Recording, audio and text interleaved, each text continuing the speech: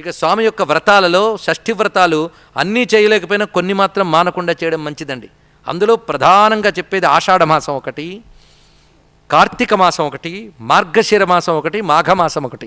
ఈ 4 చాలా ముఖ్యంగా చెప్తారు. అందులో కార్తీక మాస షష్ఠికి చాలా ప్రాధాన్యం ఉన్నది. మన వైపు అంత తెలుసో తెలియదు కానీ ద్రవిడ దేశాల్లో చాలా ఉన్నది. కర్ణాటకలో ఉందో లేదో నాకు తెలియదు.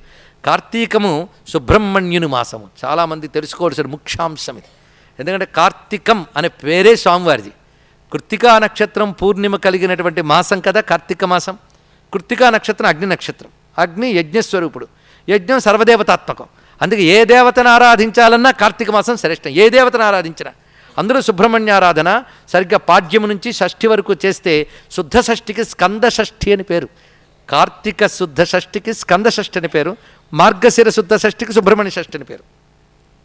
ఈ స్కంద షష్ఠికి ప్రత్యేకత ఏమిటి అంటే స్వామివారు సూరపద్ముణ్ణి సంహరించిన రోజు కార్తీక శుద్ధ షష్ఠి. అది ప్రత్యేకం. అందుకు ఆ రోజుకి చాలా విశేషమైన పూజలు అన్ని చోట్ల జరుగుతాయి. పైగా కార్తీక పూర్ణిమకి కుమార దర్శనం అని పేరు. మన తెలుగు క్యాలెండర్లో కూడా రాసి ఉంటుందండి. కుమార దర్శనం అంటే ఏంటో మనకు తెలియదు.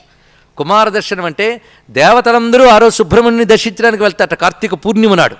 ఆ రోజు కానీ సుబ్రహ్మణ్య స్వామిని దర్శించితే అది అనేక వ్రతములు చేసిన ఫలితమునిస్తున్నది కార్తీక శుద్ధ పూర్ణిమ. అందుకే కార్తీక మాసం అంతా సుబ్రహ్మణ్య వ్రతమునకు శ్రేష్టము. అందులో కార్తీక పూర్ణిమ, కార్తీక షష్ఠి ఇంకా ప్రాధాన్యంగా ఉన్నాయి. శాస్త్రములందు చెప్పబడుతున్నది. వరిష్ఠాః స్వపచాయేన కృతావై దర్శనాత్వయ త్వాం నమామో జగద్బంధుం త్వాం వయం శరణాగతాః. అయ్యా, నిన్ను దర్శించినటువంటి వారు అధమ జన్మలు వాళ్ళైనా సరే మనకు ఈ మాట అన్నారు వాళ్ళు. ఇది గొప్ప విషయం. ఇది స్కాంద పురాణంలో ఈ సన్నివేశానికి పూర్వంలో ఒక సన్నివేశం జరుగుతుంది. యముడు వెళ్తాట శివుడి దగ్గరికి. వెళ్ళి ఇంక నేను సెలవు పుచ్చుకుంటాను, నేనెందుకు యమలోకంలో అధిపతిగా ఉండి లాభమే ఉంది అన్నట్టు. ఏమయ్యా నీకేం సమస్య వచ్చింది అన్నాడు. ఇప్పుడే స్వయంగా మేమందరం దర్శించాం. ఎవరైతే సుబ్రహ్మణ్య స్వామిని దర్శన చేస్తారో వాడు ఎటువంటి వాడైనా సరే మహాయోగులు, జ్ఞానులు, తపస్సులు, యాజ్ఞికులు పొందే సద్గతిని పొందుతారట సుబ్రహ్మణ్య దర్శన మాత్రం చేత. ప్రత్యేకించి కార్తీక పూర్ణిమ నాడు కుమార దర్శనం ఎవరు చేస్తారో వారు పొందే స్థితి ఏదంటే యోగులు, ధార్మికులు, మహాత్ములు పొందే స్థితిని పొందుతారట. వాడు ఎటువంటి వాడైనా, ఎంత అధమ జీవని గడిపిన వాడైనా. మరి అటువంటప్పుడు పాపజీవనుల్ని నేను శిక్షించడం ఎందుకయ్యా, వాళ్ళందరూ సుబ్రహ్మణ్యుని దర్శిస్తారు కదా, తరించిపోతారన్నట్టు. ఇది ఒక రమ్యమైన సన్నివేశం ఉంటుంది. అంటే దీని ద్వారా మనకి సుబ్రహ్మణ్య దర్శనం అనేటువంటిది ఎంత అద్భుతమైన యోగమో చూడండి. అందుకే కుమార దర్శనమని ఉంటుందని నిన్ననే మనం చెప్పుకున్నాం. కార్తీక పూర్ణిమ సుబ్రహ్మణ్య దర్శనమే ప్రధానం. అది ఎంతమందికి తెలుసు అంటే తరించే యోగం చాలామందికి లేదని దాన్ని బట్టి తెలుస్తున్నది మనకి ఇక్కడ. ఈ మాట అయిన తర్వాత శివుడు మందహాసం చేసి, అది విన్నంత మాత్రం నువ్వు నిరాశపడితే ఎలాగా, నీ నరకానికి ఏం ఖాళీ అయిపోదులే అన్నట్ట. ఎందువల్లంటే సృష్టిలో ఇక్కడ గొప్ప మాట చెప్తున్నానండి. పాపజీవులైనా పుణ్యజీవులైనా వాళ్ళు ఇదివరకటి పాపముల వల్ల ఆ నీచ జన్మలో పొందుతారు, సంస్కారములు ప్రేరేపిస్తాయి. కానీ లోపలున్న ఆ జీవుడు అనబడేవాడు ఎప్పుడు శుద్ధుడే కదా. అక్కడ మొదలు పెడతాడు. అక్కడ వేదాంత విషయం చాలా బోధిస్తాడు శివుడు చెప్తూ. అందుకే పాపజీవులైనా సరే వాళ్ళు తరించడానికి కూడా మార్గం ఉండాలి.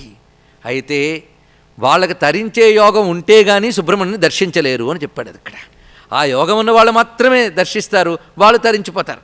అందుకు నువ్వు నీకు కేటాయించిన పని మాత్రమే చేయాలి తప్ప ఇక్కడ కూర్చుని ఇంక నేనెందుకు ఇలా మాట్లాడరాదు, నేను నియమించిన పని నువ్వు చేయవలసిందే అని యముడితో బోధించట. మొత్తానికి స్వామి దర్శనం ఎటువంటి నీచుండైనా సరే ఉన్నత స్థితికి తీసుకువెళుతుంది. అంటే ఎంత పావనమైన దర్శనము. అందుకే కళ్యాణ రూపాయ అని ప్రారంభించారు ఈ శ్లోకంలో. అందుకే వరిష్ఠాః స్వపచాయేన.